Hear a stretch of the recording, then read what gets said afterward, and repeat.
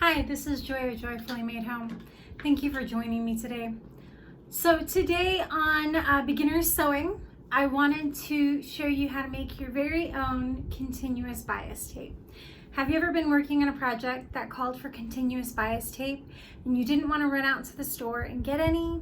Or you wanted to be able to have a unique colorful pattern as your bias tape on a project instead of having just a simple plain fabric? Well, today I am going to show you how to make your own continuous bias tape. It's really simple and easy, and we're going to go through it together. So stay tuned. Before we get started, please remember to like, subscribe, and share this video with somebody you think might need it. And don't forget to ring that notification bell so you can be alerted to any time I upload a new video. Thank you. Okay, so we've just cut off our selvage and given ourselves a straight edge. So we're going to turn this around and we're going to, okay, now that we've cut off our selvage, we're going to start on the straight edge of this fabric. I'm going to set my ruler aside momentarily, but we will need our ruler here in a little bit. So the first thing I'm going to do is bring this corner up, and I'm going to line it up with the edge of the fabric up here. And I'm going to just make sure that all my edges are lined up.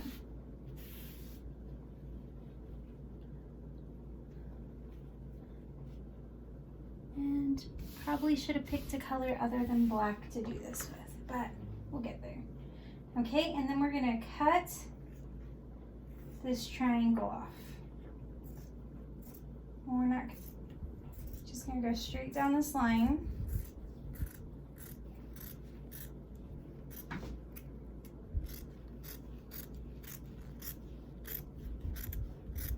And normally you would just turn the fabric around, but I'm lazy, so I'm not going to.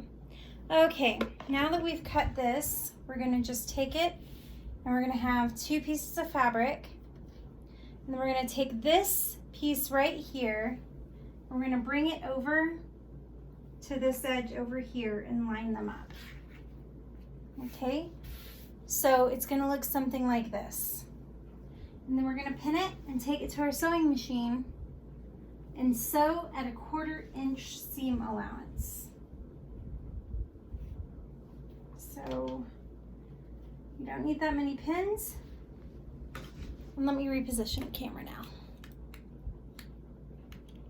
Okay, so I've got my leader piece in just so my sewing machine doesn't eat my fabric. And I'm just gonna start sewing at a 1/4 inch seam allowance in a straight line. You don't have to back tack, you just want to make sure that you're following a straight line all the way down. I'm going to go all the way down this piece of fabric right here, taking out my pins as I go, and I'll be right back as soon as I'm done sewing this seam. Okay, so for this next step, you'll need your ruler and a marking tool. If you're using dark fabric, go ahead and use chalk. If you're using a light fabric, then you can use a friction pen or a air erase pen. Now this is our seam. I have already pressed it open, pressed it flat. And then, so this is the selvage edge of our fabric. So we want the seam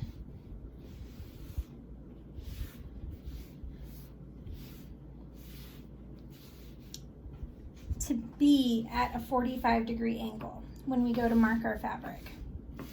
And so I'm just going to scoot it off a little bit, and we're going to mark a line.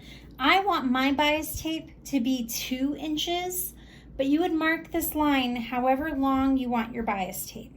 So, I mean, and however wide you want your bias tape. So if you want it to be 1.5 inches, 1 inch, it just depends on what you need for your project. But when I'm done, I want a specific length for my bias tape and a specific width, and so I'm going to go ahead and mark that now. It's a little tricky when it goes over that seam, and you can move the fabric down and move your ruler. Just make sure your line stays straight. I'm going to get rid of this mat underneath so I don't get any creases pieces in the line. Because in a minute, this line is going to be important to the next step. And so what you're going to do is just match up your straight edge to that line. And just continue marking your fabric all the way along.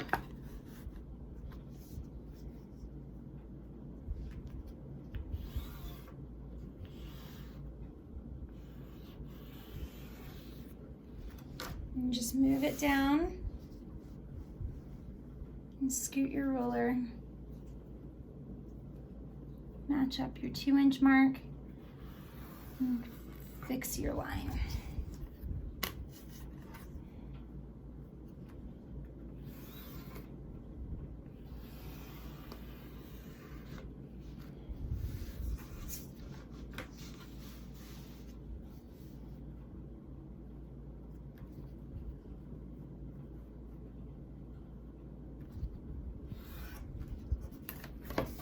Okay, and I'm gonna go ahead and finish this up, and then I'll show you the next step. Okay, so I'm at the end. I just drew my last line, and this last little bit is less than 2 inches. That is about 1 inch.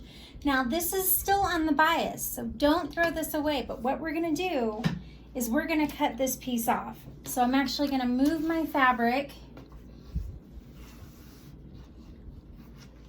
and move my mat back, and I am going to line up my ruler, the straight edge with that last mark I made, and I'm just going to cut this piece off right here.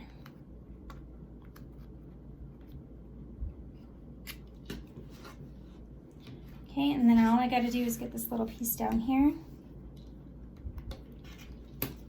So that's taken off. Now, don't throw this away. This is on the bias, and so if you need a really thin piece of bias tape for a handle or something, you can use that. Now we're gonna match up. I'm gonna sit down. Now we're gonna match up our lines, but we're not gonna match them up exactly on the line.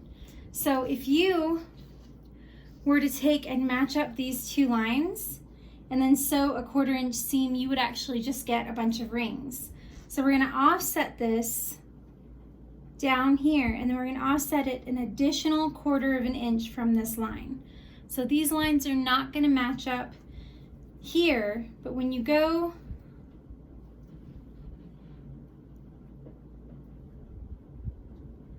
you want this hanging off a little bit, but when you go to put this together, you can see my line right here and my line over here. If I put a pin in at my 1/4 inch seam, what I want to do is come through that line on the other side. And I know it's hard to see, but I'm right on that line. So I'm going to go ahead and get some clips. I'm going to clip along this edge to form my straight line. So I'm just grabbing them all out of my little bowl over here. Okay.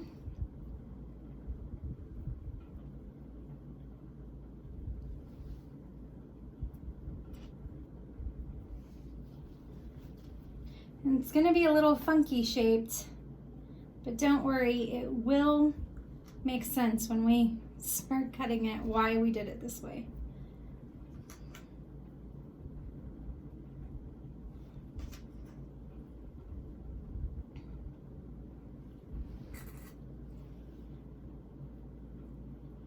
Okay, and then we're at the end, and then I'm going to reposition the camera.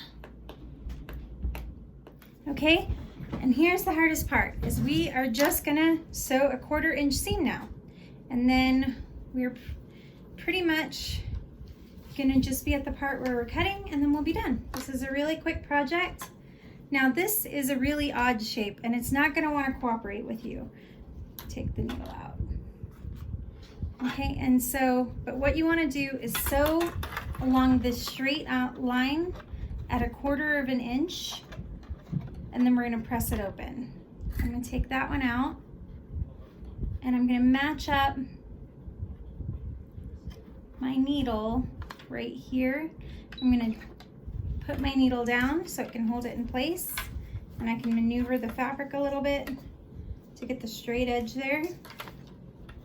Oh, just scooch this over a little bit right there. Okay, and we're just gonna sew at 1/4 inch. Put our foot down again. Always forget that part. We're just gonna sew all the way down at 1/4 inch. Sorry, I'm using my walking foot and I need to oil it. It's a little squeaky. I'm aware of this.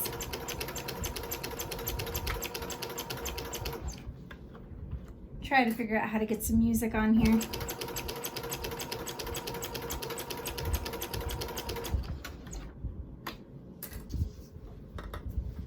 Just move your fabric out of the way. You don't want to sew on the, you only want to sew the seam.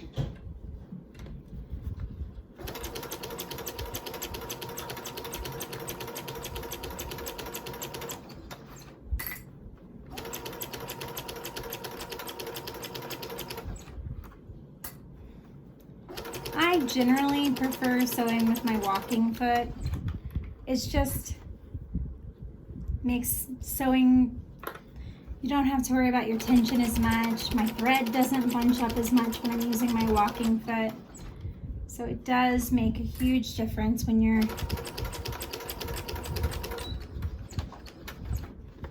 okay. I just want to sew until I hit that line right here, and then you always want to bring the, let me see if I can show you, move my camera, this part right here in between. Anytime you go to take your fabric off your machine, you should always make sure that is all the way up.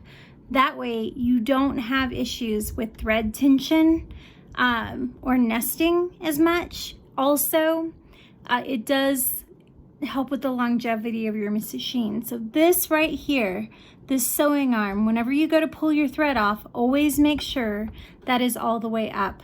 And because I'm sewing quilt cotton, my tension is at a 3.5 here and a 3.5 right here. And then I've lowered my stitch length down to 1.8 just because this is a thinner weight fabric and I don't want it to pull away. Do you like that trip you just took? Okay. Oh, sorry, that was right. And then when you go to pull this off, since I didn't back stitch, I want to grab it at the stitches and pull. That way it doesn't mess up my fabric. And I'm just going to snip on both sides. And here's our seam. I'm going to go press this open and I'll be right back. Okay, yep, I know, most flattering angle of all. Okay, so you're going to end up with a shape that looks something like this. It's kind of funky and weird, but it's basically a big tube. So if you fold it out like this, you can see it's a big tube with these 2 dog ears. I'm a little too close actually, with these 2 dog ears hanging off. So what we're gonna do is we're gonna start cutting along this line.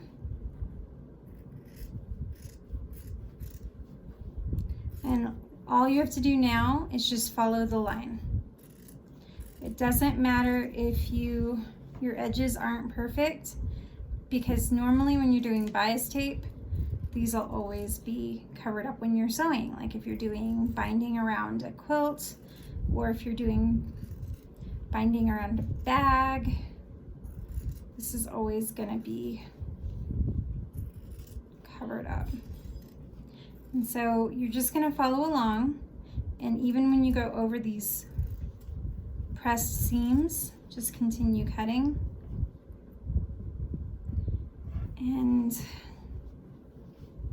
if you get to a part like this where they don't quite match up, just kind of angle it, because I can tell I wasn't too perfect when I was lining these up. I could have done better, but it doesn't matter. Just dog ear. What is that term I'm trying to think of right now? That is just completely escaping my brain. You'll notice this happens a lot with me. I'm not the best at talking to a camera. I am an extrovert. I always have been. I'm a very talkative person. I do well around people. But for some reason, when it comes to talking to a camera, I'm just not the best. I'm working on it though. I think I've gotten a lot better since my very first video, and that was a little over a month ago.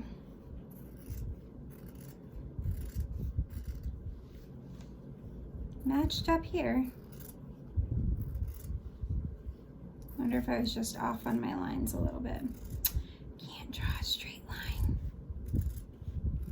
Is there anyone out there that can't draw a straight line to save their life? Or is it just me?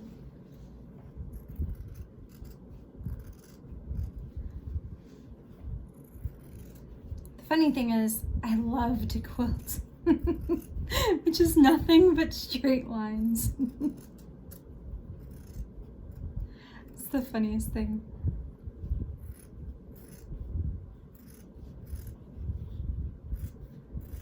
Okay. I keep on wanting to sing along in my head.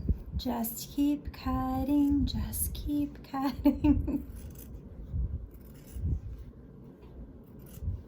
Ah, matched up there.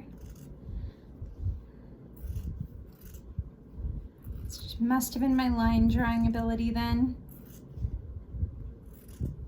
So just keep on going along this line.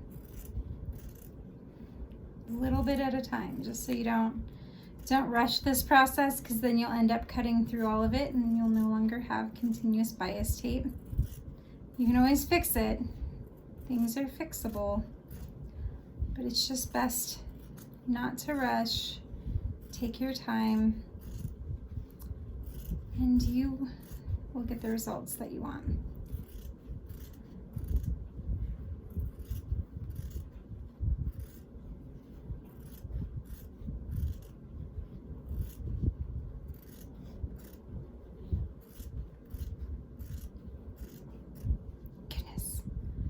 And we're done.